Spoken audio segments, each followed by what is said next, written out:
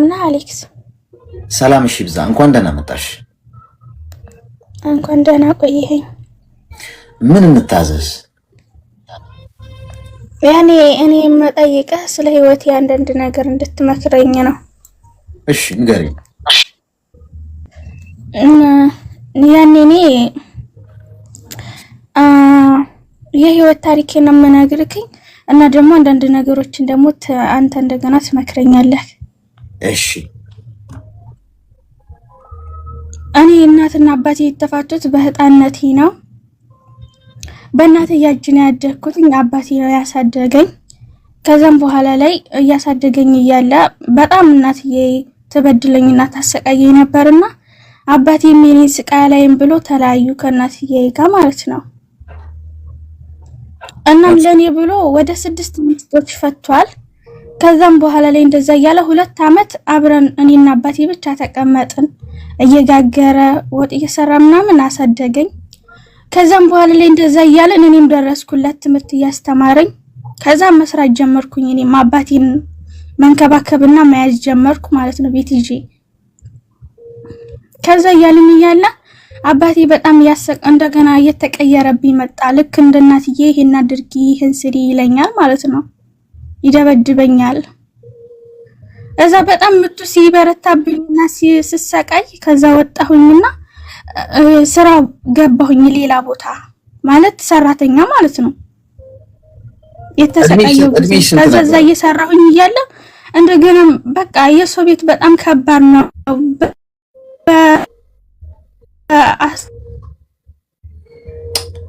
ይሄ ኔትወርክ ግን ከኔ ነው እንዴ ጋይስ? አሁን ከኔ ነው። እንጀራ እየጋገርኩ ነበር መኖሪያ።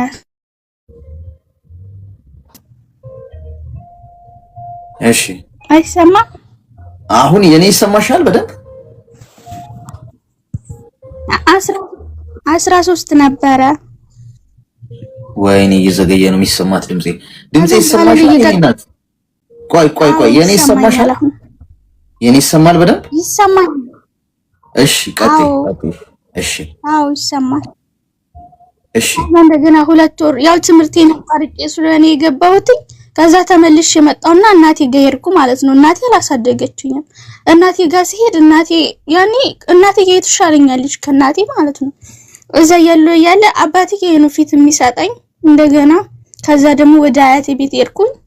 አያቴ ጋር ሲሄድ ደግሞ በጣም ይሰርቡኛል ማለት የእንትና ዲቃላ ምናምን እያሉ ይሰርቡኛል። ከዛ ሲሰርቡኝ በቃ አልቻልኩም። ደግሞ ወደ አባት አያቴ ቤት ሄድኩኝ እዛ ማለት ነው። እዛ ስቀምጥ ደግሞ ምንም አልቻለችም። አባትሽ ብር ታልሰጠኝ አንቺ መያዝ አልችልም ማለች እና እንደዚህ ሸንኮራ ምናምን እየነገርኩኝ ትምህርቴን መማር ቀጠልኩ ማለት ነው። ከዛ ትምህርቴን እየተማርኩኝ እያለ ከዛው በታይ ከፍ ያልኩ ልጅ ነበርኩ። ዝቅ ስል በጣም ቅንጭላቴም እየተነካ መጣ። ጎበዝም ነበርኩ። እያዞረ ይጥለኛል ማለት ነው። ማለት የቤተሰቤን እያሰብኩኝ ከዛ ስልስል ወደ 8 ተዛወርኩኝ። 8 ደግሞ ስዛወር እንደገና ደግሞ ወደ ሎጋይ ደግሞ ሄድኩኝ ስራ ለመስራት ማለት ነው። ከዛ ደግሞ እዛ እየሰራሁኝ እያለ 2 ወር ደግሞ ሰርቼ ተመልሼ ደግሞ ትምህርት ልማር መጣው። ማለት የምሄደው ለመማርበት ምናምን ሐስፊዛ እንዲችልልኝ ማለት ነው። ያንንም አደርጋው። ከዛ ተመልሼ መጣሁኝና እየተማርኩ እያለ ወደ 9 ተላለፍኩኝ። 9 ላይ ደግሞ ምንም አልቻልኩም። ዩኒፎርሙን ሁሉ ነገር ለማሟላት አልቻልኩምና ከዛም በኋላ ላይ አስተማሪዎቹ እኛ ቤት ስራ እየሰራሽ ትማሪያለሽ አሉኝ። ዝቅ ብዬ ለመማር በቃ ጨነቀኝ። እንዲል ከጓደኞቼ እንደዚህ በጣነቴ እየተሰቃየሁ ለምን አልኩኝና አባቴን አስታርቂ ብዬ አያቴን ለመንኳት ማለት ነው። አያቴ ደግሞ ይዛ ስትሄድ ምን አለ አባቴ እኔ ልጅ የሚባል የለኝም አለ። እሷ እዚህ ቤት ተገባች ወይ እኔ እሞታለሁ ወይ እሷ ትወጣልኝ እና ቀብሯ ላይ አልቆምም ቀብሬ ላይ አትቆምም አላቃትም ብሎ አባረረኝ ማለት ነው።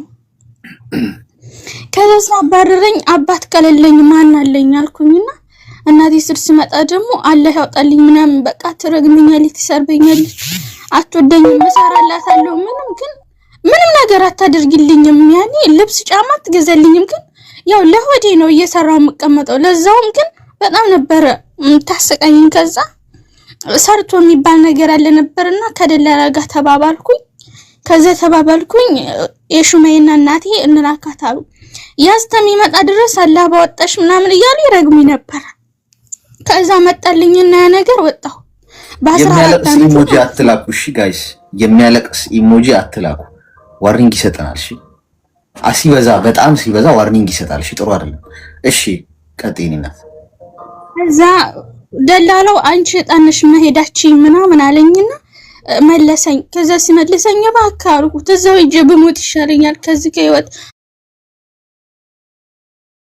አውጣኝ ምናምን ያለቀስኩበት ጊዜ እሺ በቃ ደላላው ሚስቴን የምትንከባከብልኝ ልጅ እፈልጋለሁ ብሏል። የመለያ 4 ወር ተቀመጭና በነጣ እንልክሻለን አለኝና አመጣኝ ማለት ነው። ከዛ አመጣኝና የመለያ እዛ ደግሞ ከተማ ወሰደኝና ከሚስቱ ጋር ስኖር ሚስቲቱ ደግሞ በቃ እንትን ማለት ነቅነቅ ጀመረች መሰል አልፈልግም እሷን ተወዳታለህ መሰል ምናምን እያለች ይችሊ ካልወሰድክልኝ ምናምን እያሉ ተጣሉ ከሱ ጋር ማለት ነው። ከዛ የተጣሉ ጊዜ ወይ ፍታ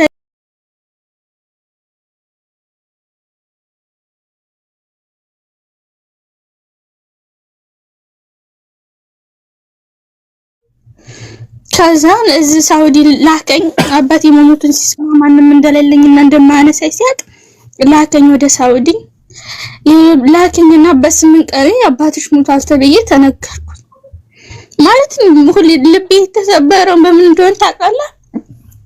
ቀብሬ ላይ አትቁም ቀብሯ ላይ አልቆምም ሲል ያለው ነገር ሆነ። እሱ ሲጥለኝ ስቃዩ በስቱብኝ እሱ ከሌለኝ ማን አለ ብዬ ስደትን ስመርጥ እሱም ደግሞ ትቶኝ ሄደ ማለት ነው። እሱ አለኔ ማንም እንደሌለ አውቃለሁ፣ እኔ ማለት እሱ ማንም እንደሌለኝ አውቃለሁ። ግን እሱ ምንም ሲያጣ ያው ፈጣሪ የፈቀደው ነገር ነውና የሚሆነው እሱም ሄደ። ህይወቴ ጨለማብኝ፣ ማንም የለኝም። እዚህ ስመጣ ግን ያ ሁላ 9 ወር ስቀመጥ የት ነሽ አላለኝ ሰው እንደገና የት ነሽ እያለ መፈለግ ጀመረ ሁሉም ሰው ማለት ነው። ከዛ ማንም ስለሌለኝ በቃ ያችን የማትወደኝን እናቴ ለማለት ተገደድኩ። እናቴ ብያት አላቅም ነበር ተገደድኩ። እናቴ ያልኳት በቃ አባቴን ሳላሳልፍለት ስለሄደ እሷ ይለፍላት እያልኩኝ ያለኝን ገንዘብ እንኳን አልጨብጥም፣ ለሷ ነው የምልከው። ያለኝን ለሷ ሰጣለሁ። እንደዛ ያደርኩኝ እየኖርኩ ያለ ወንድምም ስለሌለኝ እህትም ስለሌለኝ ማንንም ከጎኔ ስለሌለኝ ባላገባው ማለት ነው። ባልካገባው ወዲህ ግን ያኔ ህይወቴን ታሪክ ስለነገርኩት አትርሺ፣ ህይወትሽን አትርሺ፣ ከፍ በይ። እሱን ካገባው ወዲህ ቦታ ገዛውኝ እየመከረኝ ያንንም በግድ ነው እንደዛ ያደረኩትኝ። ከዛም በኋላ ላይ አሁን ደግሞ ቤል ሰራ ያልኩኝ ያለ ብር ላኪ ያሉኝ እንደዚህ 65000 ብር ላኩላቸው። በዛ 65000 ልኬላቸው አሁንም ደግሞ አልቋል አለችኝ። እኔ እናቴ አልቻልኩም ከዚህ በላይ እና አንቺም ራስሽ መጥተሽ ለውጪ፣ ልጅ ነሽ፣ ፓስፖርት ላውጣልሽ፣ ነይና እዚህ ሰርተሽ አብረን እንለወጥ፣ ካሁን በኋላ አቅሜ አይችልም፣ ምንም የራሴን ህይወት ልቻል ስላት እንዴት ይኛልሽ ምናምን ስትለኝ አይ አልኳት። በዛ ሁሉም ሰው አኮረፈኝ ማለት ነው። ከዛ በዝም በኩል ደግሞ ከባሌ ጋር ተጣልቼ ነበር። ሁሉም ፊት ሲነሳኝ በቃ የኔ ህይወት እስከመቼ ነው ስቃይ የሚበዛው? እስኪ ድረስ ነው እኔ የሚሄደው አልኩኝና ሸሪሃይን ሁላ ስብርብር አድርጌ ሁሉን ነገር አጥፍቼ ጠፋው ማለት ነው። አሁን ቤተሰቦች ሁላ በሌላ ስልክ እየደወሉ ያፈላልጉኛል። ግን ለምን? ለብሬ ነው እንጂ የኔን ሀዘን እናቴ እንኳን እስኪ ልጄ መሆንሽ እስቲ ከፋሹ አታኝ አባቴ ናፈቀኝ ስላለ ራሱ እርሽው ይሄ እኮ አላህ የፈቀደው ነገር ነው ትለኛለች። ማን ነው የኔንስ ሀዘን የሚረዳኝ? ለገንዘቤ ነው ወይስ እኔን የሚወዱኝ? አሁን እናቴ ማውራት አለብኝ፣ ብሬ መላክ አለብኝ ወይስ የኔን ህይወት ነው የምኖረው? እኔ አሁን እኔ ለእናቴ ግዴታ አለብኝ ወይ? እስካሁን ድረስ እኔ አላሳደገችኝም አላዘችኝም። ግን አባቴ ስለሌለኝ ብቻ እሷንም ማጣታለሁ እያልኩኝ እኔ የኔን ህይወት ረሳሁት። ነገ ኢትዮጵያ ብሄድ የት ነው የምወርቀው? የት ነው ወይስ የምሄደው የሚለው ነገር ያሳስበኛል። አይዞሽ አሁን እድሜሽ ስንት ነው? መከረኝ ሰው ሁላ ምን እኔ ለራሴ መውደቂያ እንደሌለኝ ማቃለው። ምክንያቱም ካሁን በፊትም ተሰቃይቻለሁ። አሁንም በህድ የት ነሽ የሚለኝም ሰው እንደሌለ ስለማቅ አሁን ምን ላድርግ? እነሱ ጋር ለነሱ ብር እየላኩ ልኑር ወይስ ስልኬን እንደገፈልኩ ይድቆይ? እድሜሽ ስንት ነው አሁን? እድሜ ይሁን 18 ነው። 4 አመት ሆነኝ ሳውዲ ላይ። አይዞሽ እስቲ ሚውት አድርጊና አዳምጪኝ እስቲ አዳምጪኝ። እሺ ገና ልጅ ነች ጋይስ፣ ገና ልጅ ነች በጣም። ይሄንን ሁሉ እንግዲህ መከራና ፈተና ያየችው ገና 18 አመት እንኳን ሳይሆናት ነው። 18 አመት ሳይሆናት ማለት በ13 አመቷ እንኳን ያንን ሁሉ 13 አመት ማለት በጣም ትንሽ ልጅ ነሽ እኮ ጋይስ።